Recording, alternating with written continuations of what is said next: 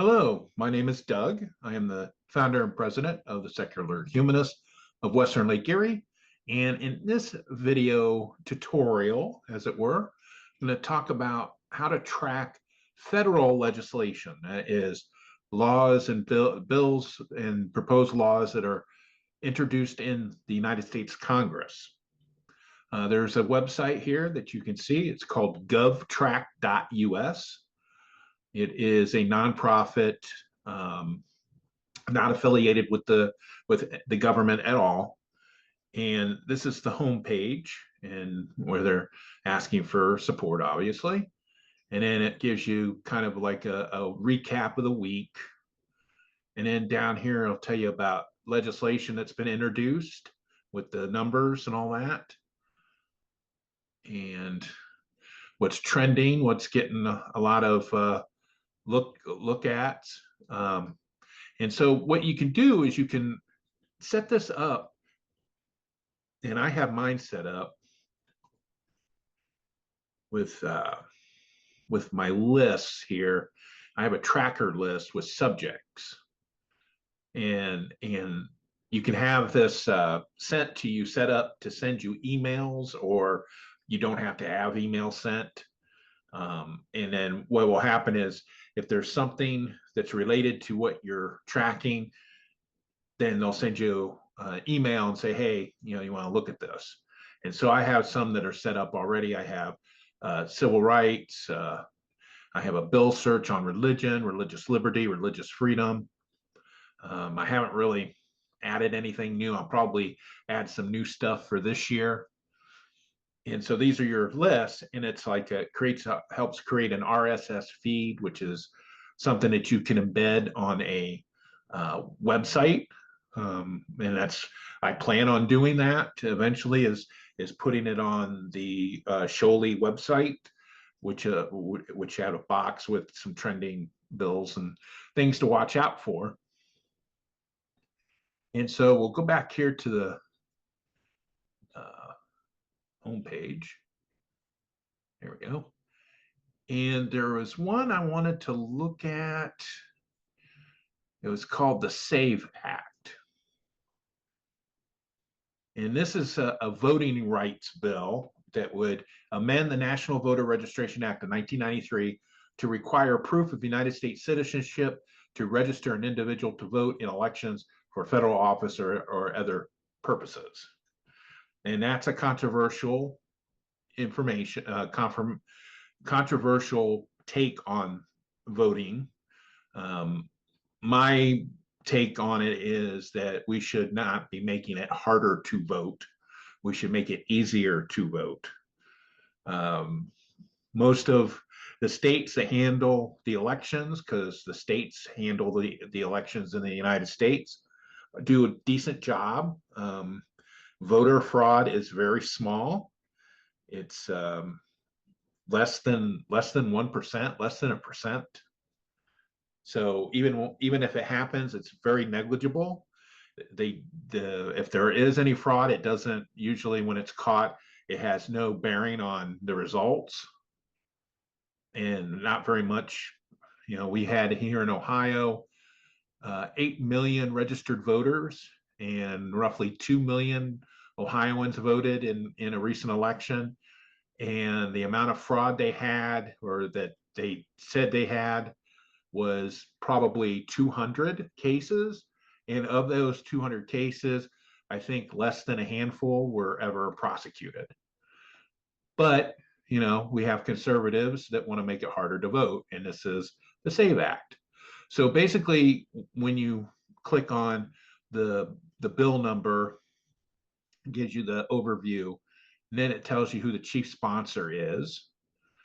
And then it gives you a timeline of where it's at in the process.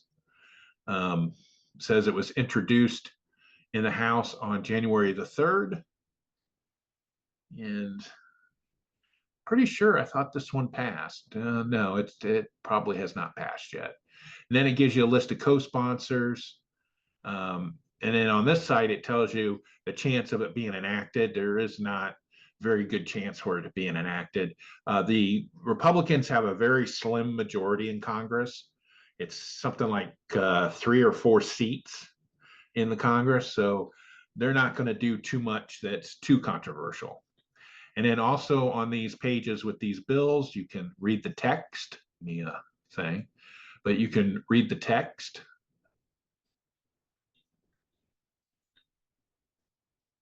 of the bill. Now, it's not like when I did a tutorial on the Ohio legislation and you looked at the text of the bill, it showed what's been added and what's been subtracted. This really doesn't do it on this one. It's more readable. And so you can also get a bill status widget just for this bill. So maybe you are part of a voter rights group and you want to keep track on this. So you put that on your website so people know what's going on. And so that's what you can do with that. You can also do the voting, like if something passes. Um, right. So here was a motion to invoke cloture to for Linda McMahon of Connecticut to be Secretary of Education, and that was yesterday. Tells what the Senate vote number was, and the result. It was agreed to 51 to 47. And it says compare vote, and this will give you a breakdown on who voted for it, and who voted against it, and who didn't vote. See, there was 2 on this one, 2 Republicans that did not vote for whatever reason. It doesn't give a reason why they didn't vote. Could be that they were ill. Who knows?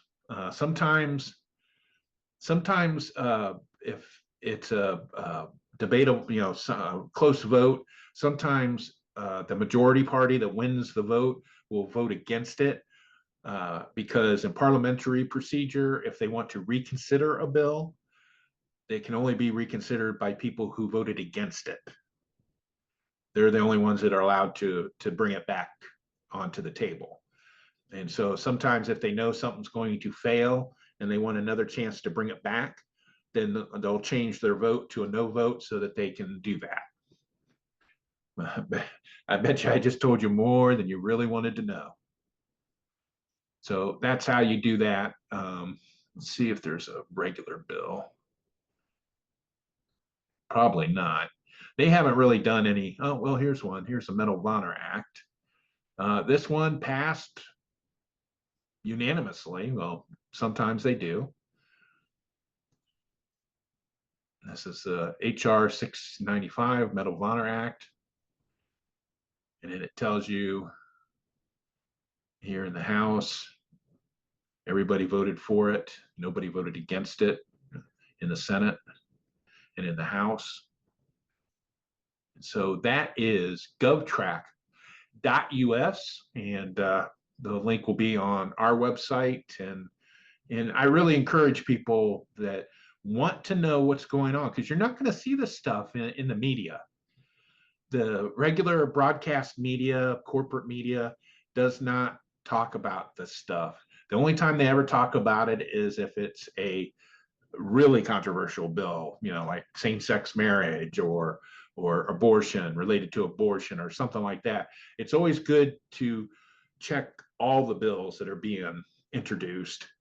It also gives you a chance because it tells you who sponsored it. You can then either let your elected representative know your thoughts about it, or you can contact the sponsor and let them know your